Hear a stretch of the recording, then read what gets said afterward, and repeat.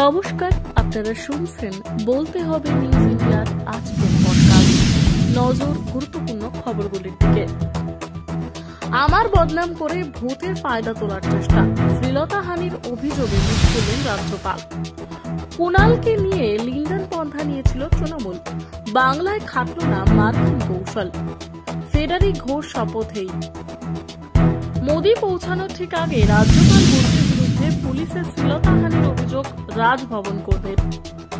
রাজ্য জুড়ে নামল তাপমাত্রা, বৃহস্পতিতে মাত্র 2 জায়গা তীব্র তাপপ্রবাহ, 45-এর নিচে কলাইকুণ্ডার পারদ।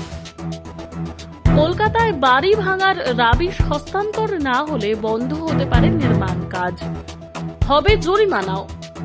হাওড়ার বাঁকুড়ায় পঞ্চায়েত অফিসের মধ্যে চলল গুলি, মুখ থেকে হামলা দুষ্কৃতীদের, জখম 2, নামল র্যাব।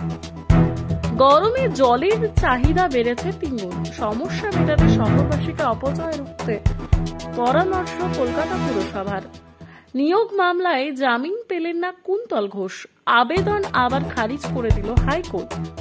প্রজ্জ্বল রেভান্না 400 জন মহিলাকে ধর্ষণ করে তার ভিডিও বানিয়েছিল, কর্ণাটকে বললেন রাহুল। জিমে গিয়ে আচমকাই মাথায় যন্ত্রণা, শরীর চর্চার মাঝেই বারাণসীতে মৃত্যু যুবকের। উইকের সঙ্গে মুহূর্ত ক্যামেরাবন্দি, ছবির শিকারীদের কোন চুক্তিতে জড়ালেন ক্যাটরিনা। ব্যাটপিটকেও হার মানিয়েছেন শাহরুখ খান।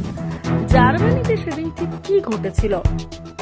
তৈরি হচ্ছে পার্বতী বাউলের বায়োপিক, জয়গুরু পরিচালনা করবেন টলিপাড়ার সৌমজিৎ।